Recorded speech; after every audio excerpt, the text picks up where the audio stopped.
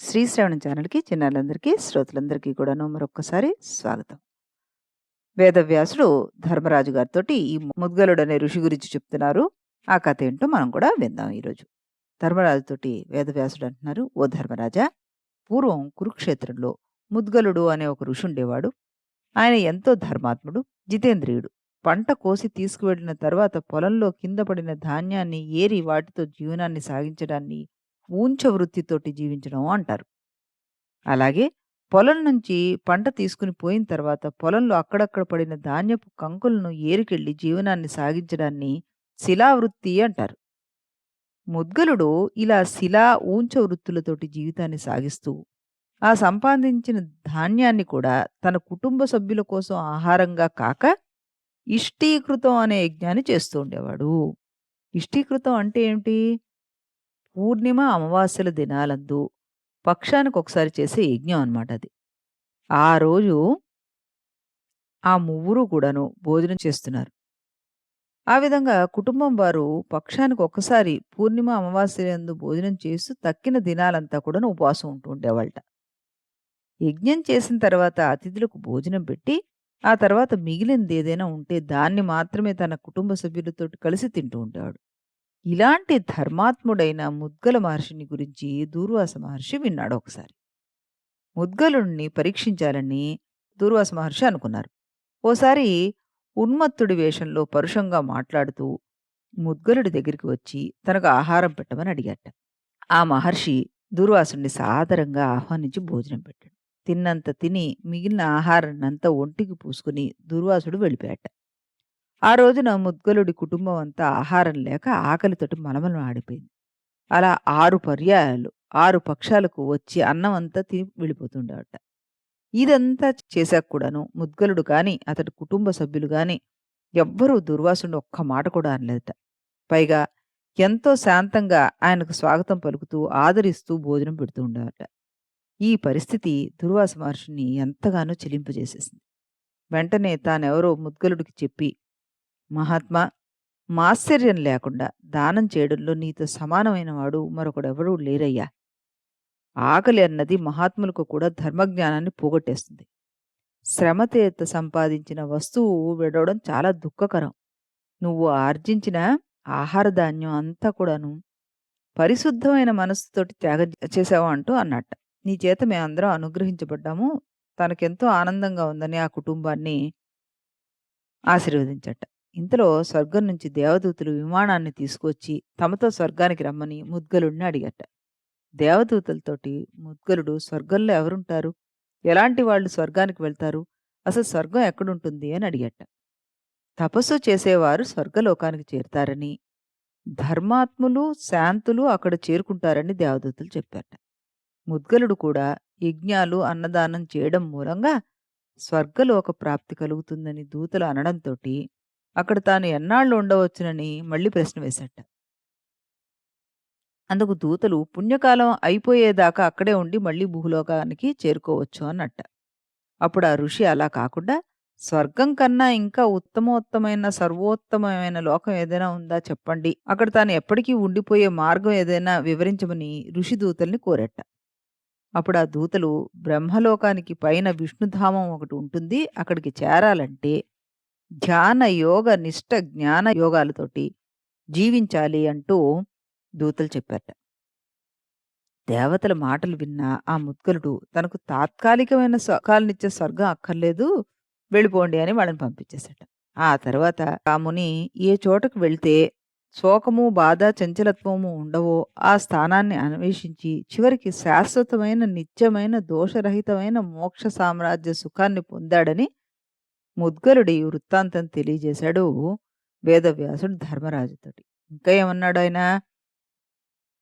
తస్మాత్ త్వమపి కౌంతేయ న శోకం కర్తుమర్హసి రాజ్యాత్ స్ఫీతాత్ పరిభ్రష్టః తపసా తదవాప్స్యసి సుఖస్యానంతరం దుఃఖం దుఃఖస్యానంతరం సుఖం పర్యాయేణేన సర్పంతే నరం నేమిమరాయివ పితృపైతామహం రాజ్యం ప్రాప్స్యమిత విక్రమ వర్షాత్రయోదశాదూర్ధ్వం వేతు తే మానసోజ్వరః.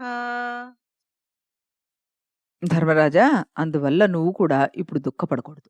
ప్రాప్యమగు రాజ్యం నుండి భ్రష్టుడవైనా నువ్వు తపస్సు చేసి తిరిగి దాన్ని సంపాదించగలవు. సుఖానంతరము దుఃఖము, దుఃఖానంతరము సుఖము ఒకటి వెంట ఒకటి వస్తూనే ఉంటాయి. కాబట్టి అజ్ఞాతవాసం 13వ సంవత్సరం గడిచిన తర్వాత పితృపైతామహమైన రాజ్యాన్ని తిరిగి పొందగలవు అంటూ చెప్పి అక్కడి నుంచి అంతర్ధానం అయ్యాడు ఆయన. మళ్ళీ ఆయన మనకి ఉద్యోగ పర్వంలో ఎక్కడ కలిశారు అన్నది చూద్దాం.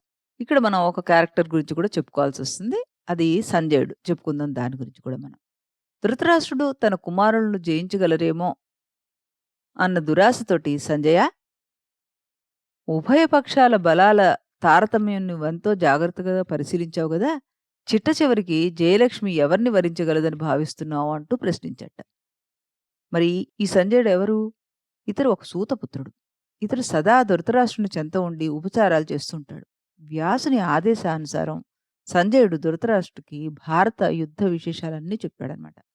ఇతను పురూరువుని వంశస్థుడనమాట.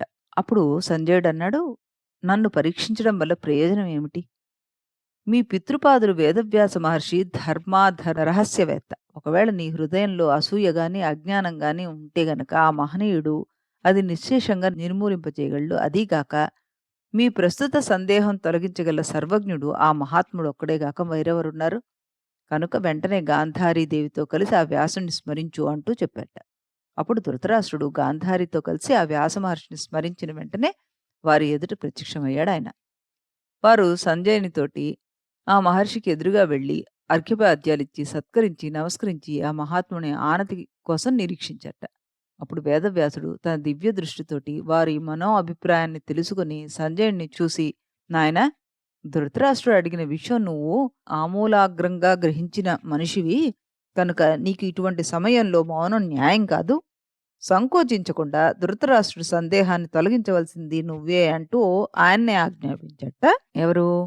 వ్యాస మహర్షి. అంటే ఎంత గొప్పవాడో సంజయుడు చూడండి. అప్పుడు ఆ సంజయుడు ధృతరాష్ట్రుడితోటి ఏమన్నాడు? ఓ సర్వేశ్వర, కృష్ణార్జుల పరాక్రమాన్ని వర్ణించాడు.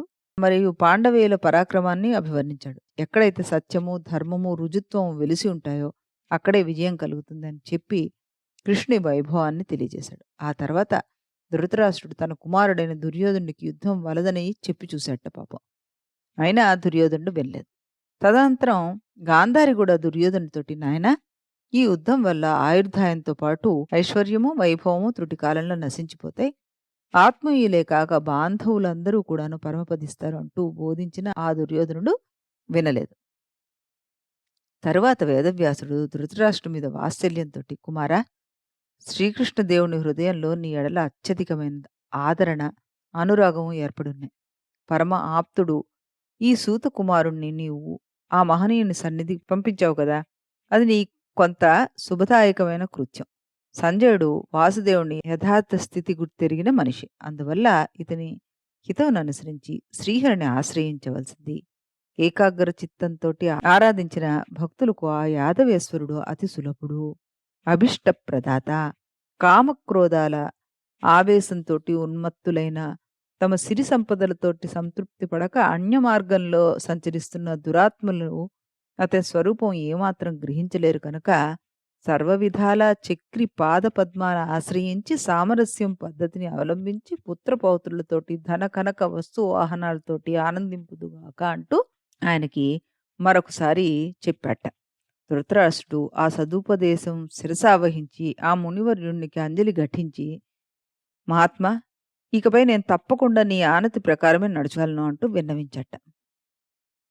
తర్వాత ధృతరాష్ట్రుడు సంజయుడిని చూసి, సూతనందన, నాకు ఆ వాసుదేవుని నామధేయ పరమార్థం తెలపవలసింది అని వేడుకున్నట్ట. సంజయుడు వాసుదేవ నామ పరమార్థాన్ని తెలియజేశాడు. తరువాత ధృతరాష్ట్రుడు కృష్ణుడికి ఇదే నా నమస్కృతి అని తెలిపి వేదవ్యాసులకు నమస్కరించి, మహాత్మా, నేనిక ఆ వాసుదేవుని పాదపద్మాలను ఆశ్రయించి వినీతుడినై మసురుకోగలను అంటూ విన్నవించట. అప్పుడు వ్యాస మహర్షి సంతోషించి ధృతరాష్ట్రుని ఆశీర్వదించి అంతర్ధానం అయ్యాడు. మళ్ళీ మనకి ఈయన భీష్మ పర్వంలో అగుపిస్తారు ఈ మహాభారతంలో. అక్కడ ఏమిటి జరుగుతుంది అన్నది రేపటి ఎపిసోడ్లో తెలుసుకుందాం. అంతవరకు సెలవు.